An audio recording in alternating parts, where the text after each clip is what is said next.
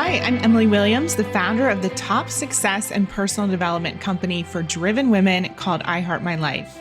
I grew my company from $442 to seven figures in my first 18 months. And since then, it's become a movement for women who know they're meant for something big and refuse to settle. At I Heart My Life, we operate with the belief that anything is possible and no dream is too big. We're all about combining business strategy, deep mindset work, high performance practices, money tips, and a whole lot of lifestyle to help you get the results you deserve in all areas of life. Because after all, we only get this one shot. This is your one-stop shop for all things inspiration. So grab your favorite drink and a pen and a notebook and get ready to be inspired. Oh, and if you're not a member of our community, go to iheartmylife.com/join and receive all of our emails and announcements. And while you're at it, copy and paste this episode link and share it with 3 friends. Now, on to the episode.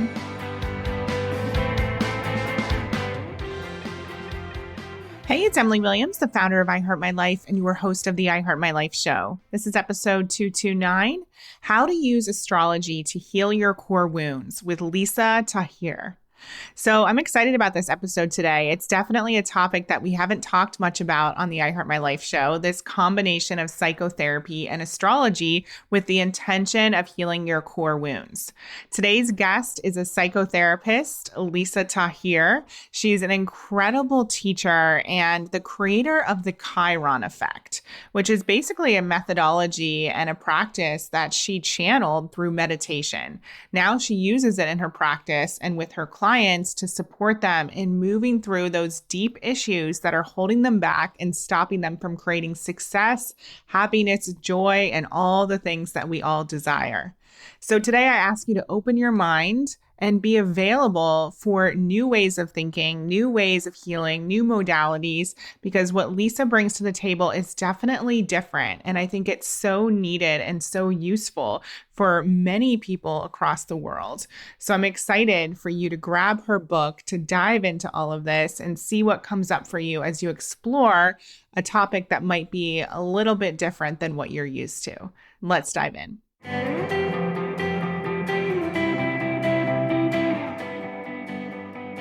Welcome to the show, Lisa. I'm so excited to meet you and have this conversation. Emily, thank you for having me on. I'm so delighted to be with you and your viewers and listeners. Hello.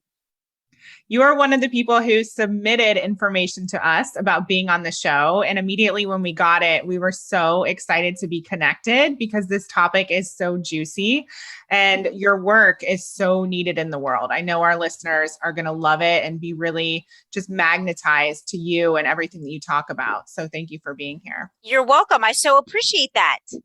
So why don't you take us back and share a little bit about your story and what brought you here today doing all of this amazing work?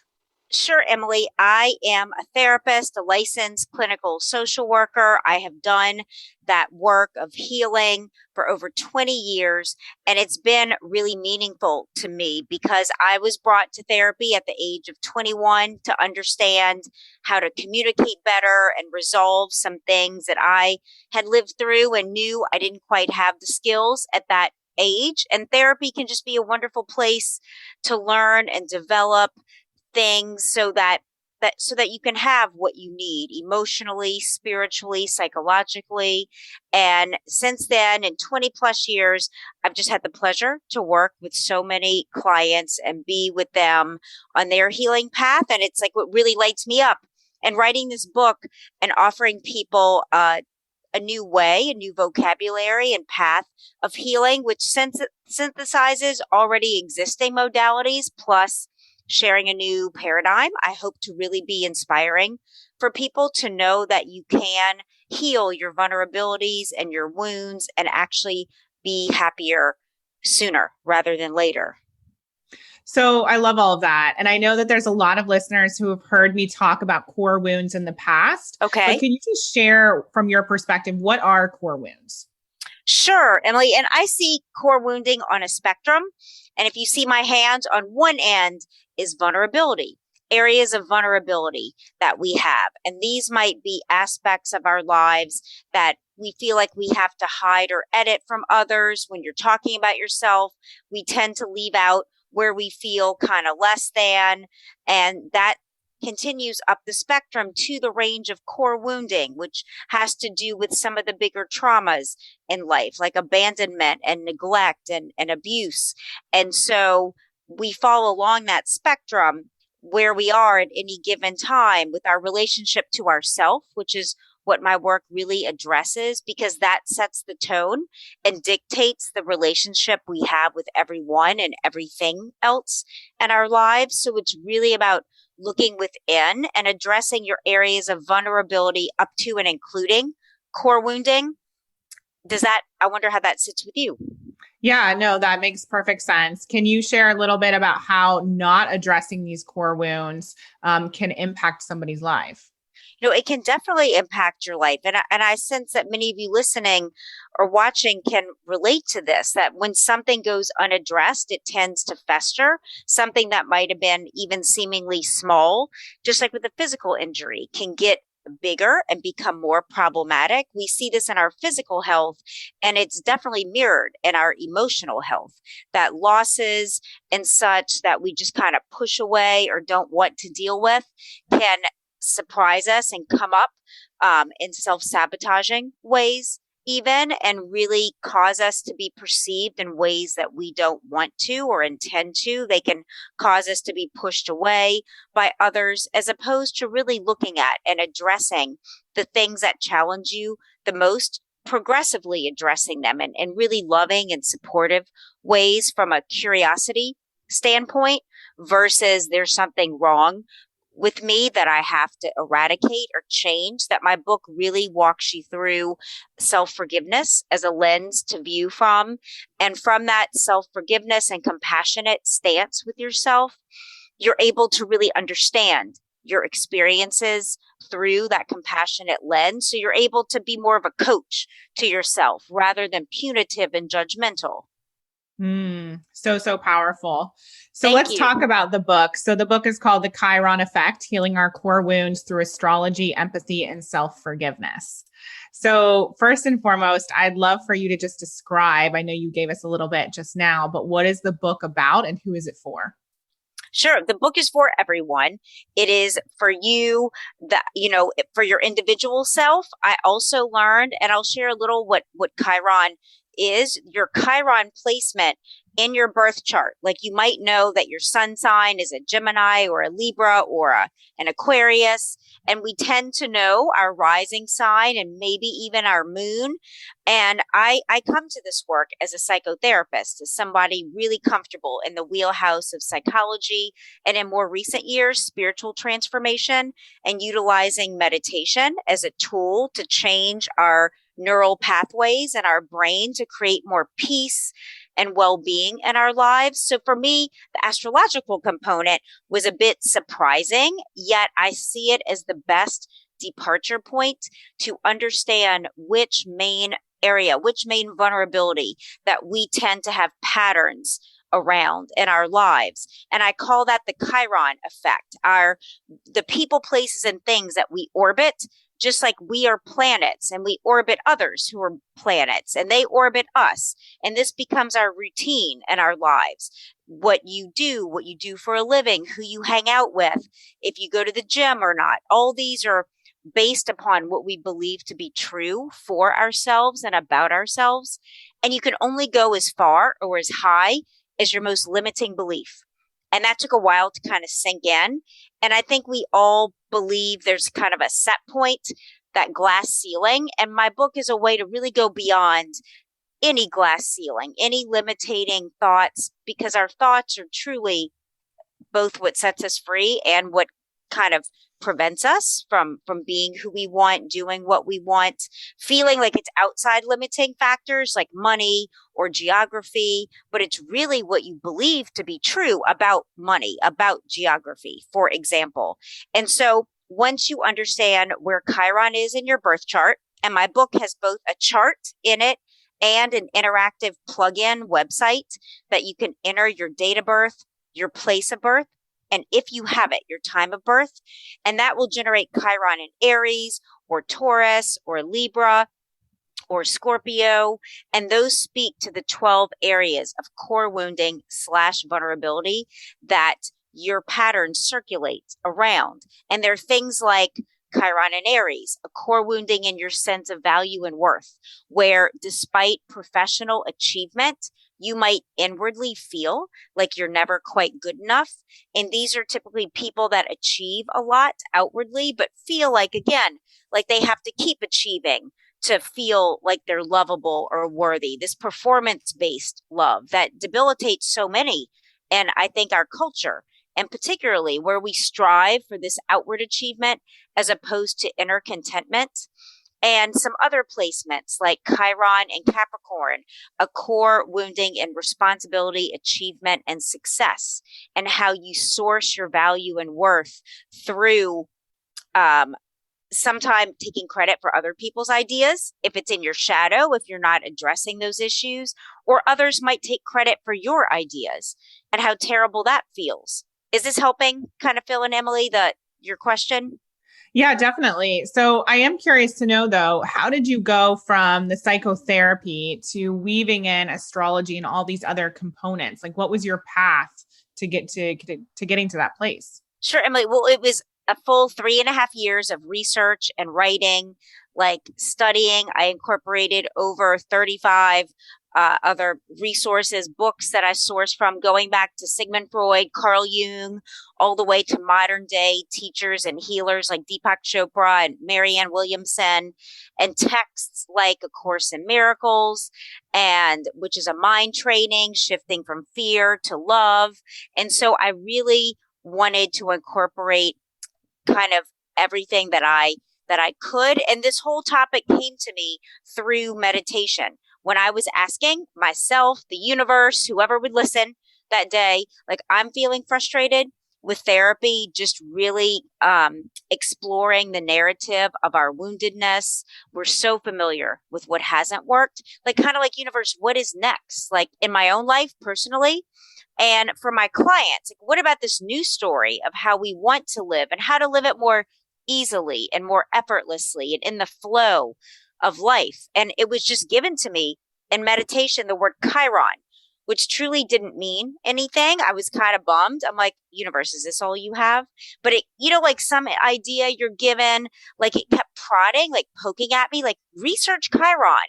And that's where the 3.5 year process elapsed and unfolded, of where I was able to connect this Chiron placement with the Greek mythological wounded healer Chiron, who was a centaur, and how that harkens to in astronomy. The minor planet Chiron is named after that Greek centaur. And then Carl Jung wrote about the wounded healer archetype Chiron. Again, the same centaur that kept kind of like presenting himself through these different traditions and teachings.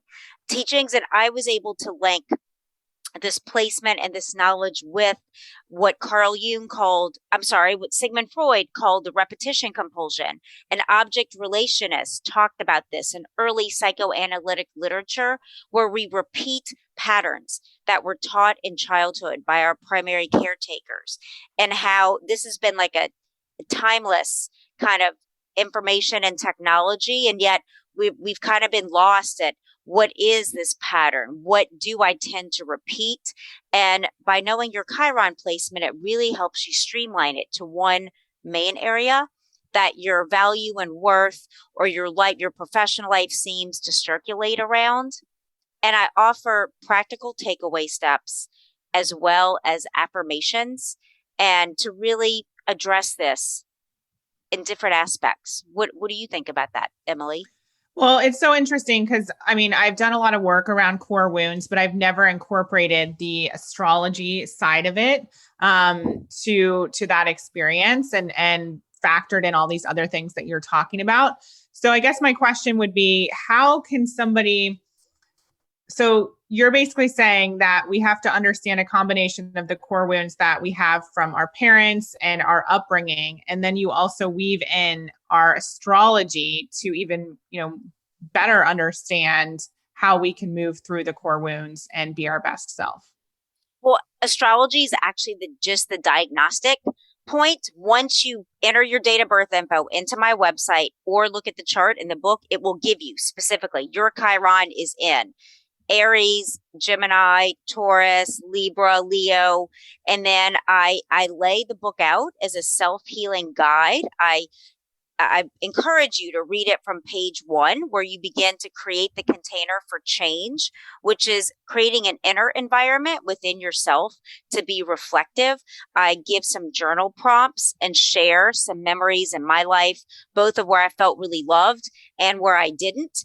And I invite you to kind of go through those memories to start to create this narrative of your own life, to start to feel into and remember where some of your patterns developed. So once you get to the point later in the book where your Chiron placement is revealed, you're able to make more sense about it. And I lay out a method for change. It sounds fancy, the trans theoretical model for change, a paradigm in social work, but it really just talks about the stages we go through, having to do with pre-contemplation of a change, contemplating it, and then actually like, okay, I'm going to start the process of change, and how you kind of go through and vacillate between. You might pull back for a bit. So the book is really laid out from beginning to end to help you understand your vulnerability, your wounding, and how to heal it by taking personal responsibility and using spirituality and psychology. Astrology is like the diagnostic point Got of it. entry. Does that make sense? Is it similar to human design? I love human design. I've interviewed Erin Claire Jones on human design, and I don't address human design in my book since that's not my wheelhouse. But knowing if you're a manifesting generator or a reflector, you can definitely then develop, because I give like 5 or 6 takeaway steps. You can definitely incorporate your human design propensities into those takeaway steps so that they'll work best for you. Got it. And so ultimately, were you feeling like there was something missing in the world of psychotherapy or in your current practice? And that's why you were in meditation, kind of asking what's next. And now you feel like you're able to support people in a deeper way, and that in a way that encompasses many different components. Absolutely, Emily, because we know that language is important.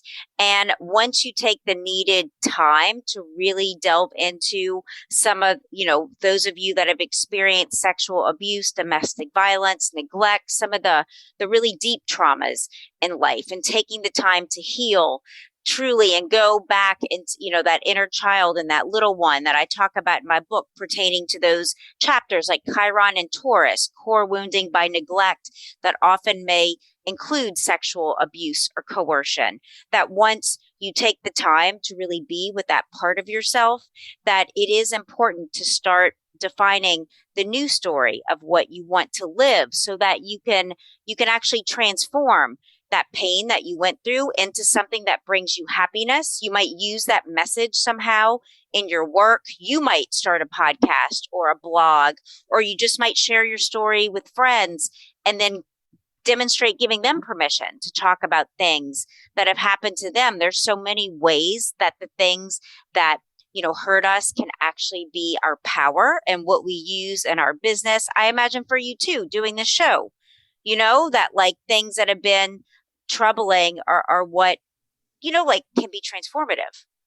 Of course. Yeah. Is that one of the reasons why you started to dive into therapy and ultimately were led down this path? Did you experience something that caused you to go down this path? Yeah, there's a lot. It's all in my book. I do kind of like enough personal information to where you can connect and relate to me without it being depressing. I experienced childhood abuse and trauma, and I talk about that just again enough so that I can connect with you as my reader, as a human being, as somebody that's lived life. I started therapy at 21. I'm 50. I feel like I've learned a lot on my journey and healing and what, life is about, and that we all get to find meaning and purpose for ourselves. And I know that I'm the happiest when I feel like I'm living in a way that's purposeful and meaningful, like doing the show with you, Emily, and your listeners. And that I encourage in my book, people to really reach for what that is for them. And you might not be able right now to like leave your job and do what you've always dreamed of, but you can do that progressively. And I share even in my move to from New Orleans to wanting to be in Los Angeles part-time. That when I started that path 7 years ago, I couldn't afford two homes. So I chose to come to LA, and I was able to live in my office on a pull-out couch and shower at a 24-hour fitness 3 miles away until over the years I could afford, another apartment. So I talk about like really living outside of the box. You can actually create what you want when you're willing to just, be open to how can I do this in any way right now? And those baby steps build into like becoming the life that you want. So true. And I'm Yeah. curious to know for people who maybe have already started to identify their core wounds and they recognize that there are certain things that are keeping them from the life that they want or from thinking in a way that helps them take those action steps. What is the first step towards healing? Obviously, reading your book, but what is the first step that they can take? I invite you as a first step to really adopt a mindset and try to suspend your judgments and criticisms of yourself. We harbor like layer upon layer of judgment towards ourselves, thinking that's how we change, thinking that's how we get better. But it's really not. It just causes us to feel shame about ourselves over time. And, sometimes we might feel guilty over a behavior, something we said or did. And it's okay if you feel like, okay, I could have done better there, but you don't need to shame or blame yourself. Life will give you another opportunity. So it's through really suspending judgment and trying to be a very supportive coach. Like, come on, you're going to do better next time. Life is going to let you have another chance. You can always say you're sorry to someone and ask them to forgive you, and there's always a way. And that's something to I want to offer you listening. There is always a way, and to ask for that way to be shown to you, and just by those gentle steps we start to really change in a way that feels more inviting and more welcoming rather than being so hard. Does that make sense? Totally. No, I agree. And my husband and I, we work with a lot of coaches, and sometimes people forget that they are really their number one client and how to Yes, coach themselves and be loving and not bully themselves into transformation or action. absolutely, Emily. 100%. And do you feel like core wounds are ever 100% gone? Is it something that we can cure, so to speak? That's an interest because I've thought a lot about that topic. I still do because there's some days I'm like, oh, like I might not feel as connected to myself or like start judging myself again. And it's so I feel like it's like going to the gym. I go to the gym just about every day. I think our mindset, our mental work, our emotional health is like that. So I do know we grow and get stronger. We heal. There are moments I feel like, oh man, like I got this. I'm totally in alignment. And then I might be triggered to feel, an old feeling. So I think we heal and we grow and we can achieve like true deep happiness to the point where when we are, triggered, it's just a reminder that there's more information here. It doesn't have to mean we're not healed. It just means we're human beings and we have all these layers and levels, and, we're sensitive and growing and eternal. So I think when we are triggered, it's just an invitation to be curious instead of, totally judge yourself and say you haven't healed or you're all effed up or, the things we tell ourselves. And so, yeah, I do believe we can heal. And I think it's like a progressive, like deeper. I don't, what do you think? I feel like there's just these layers of our Yeah. And I mean, I humanness. think for me, at least, some of the fears that I've had my whole life, it's not like they ever go away, 100% go away, but it's my bounce back. It doesn't take me out anymore. I Yeah. don't even hear it as being truth. It's just, it's there. And one of my clients calls it her lineup. She's like, oh, the lineup is coming out to play again, but I don't need to listen to them. I don't need to give them any Yeah. attention. Yes, and you're so right, Emily. What we give our attention to grows, and our thoughts. I talk in my book that we think up to 50 to 60,000, some say even 70,000 thoughts a day, and there's no way that we can, know and grab on to every one of those. But if you just select a few of them to identify the sabotaging thoughts that hurt us, releasing them, and consciously saying, "I replace this unloving thought with one of love and support. I release that I can't with I replace it with I can. And this can be a process that I use in my daily life to work with my thoughts. Again, like you go to the gym and you lift weights. These are like mental weights to place our mind in the direction of where we want it to go to serve us because it can. And our mind is an organ, just like our heart, our muscles, etc. So beautiful. Thank So I'm you. curious to know, obviously people can get the book and we'll link that in the show notes, but who exactly do you love working with? Like, what do you do within your practice? Who are the types of clients who really light you up? I love that question, Emily. And I'm looking forward to work with new clients that are just really about their own growth and development. Like they're just excited to learn more about themselves and how that, the gifts that they have to share and give, and even feeling like scared to do that. Like, who am I?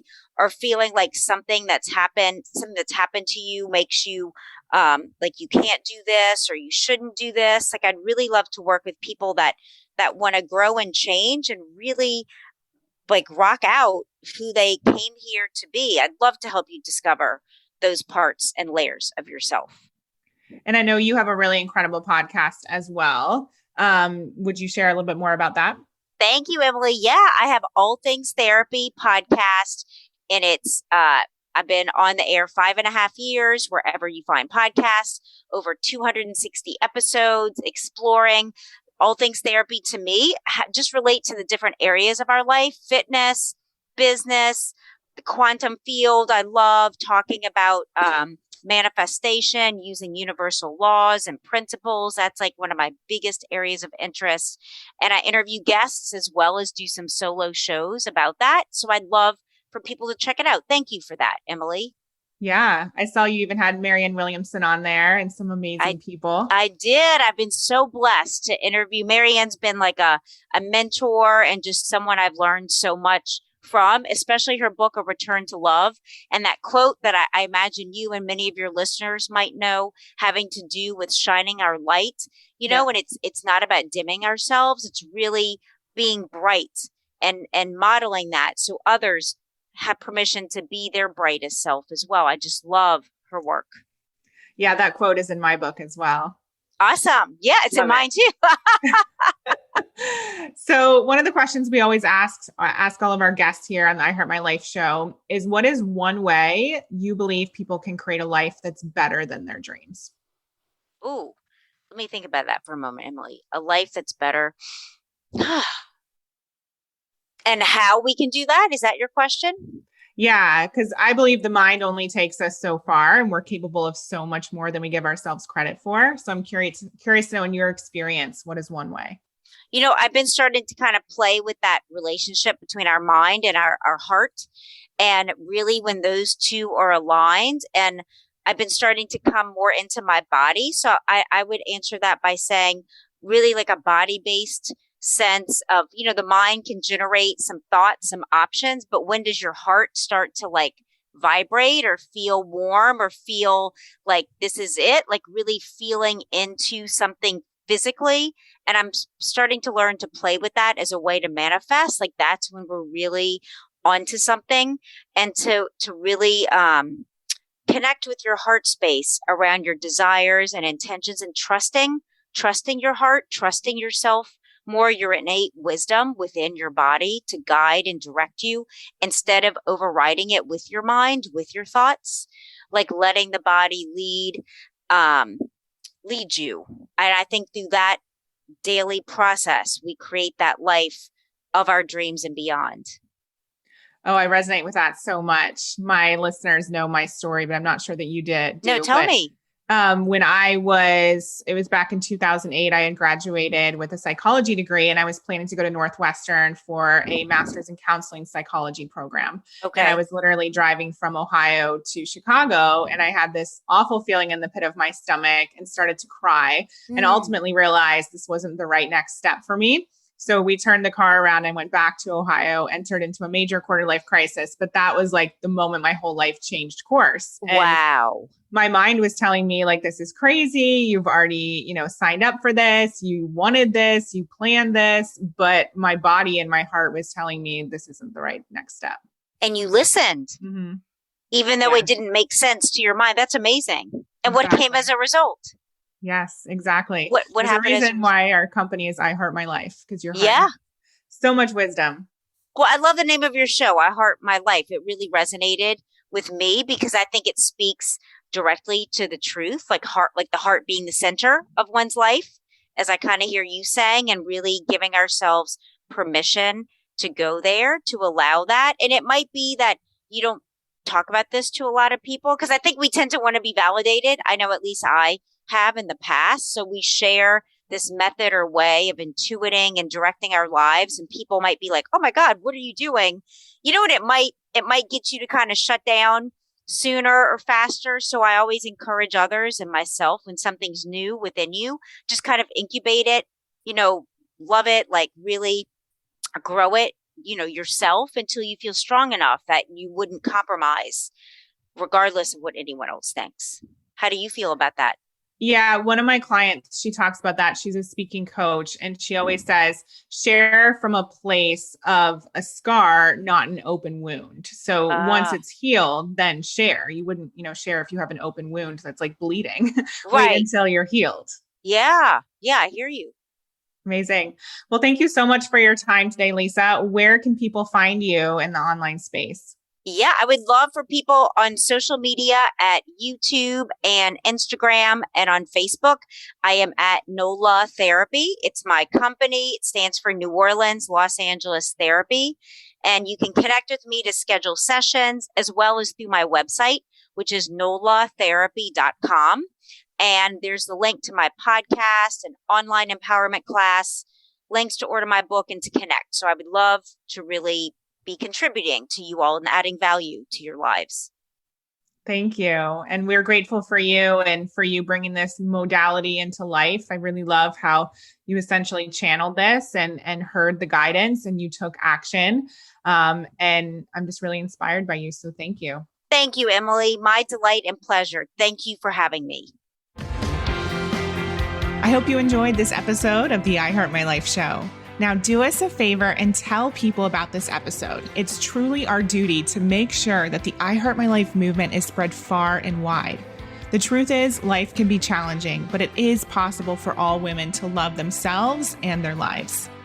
And while you're at it, send a link to this episode to 3 of your friends today, or maybe even post it on social media. Use the hashtag #IHeartMyLifeShow. That's hashtag #IHeartMyLifeShow. And if you'd like to help me personally, then please rate and review this podcast on Apple Podcasts. Give us some stars, cheer us on, and leave a review, because believe it or not, that stuff actually really does help. And I read all of them. Please remember, everything you desire is meant for you and possible. Keep showing up, taking action, and believing in your dreams.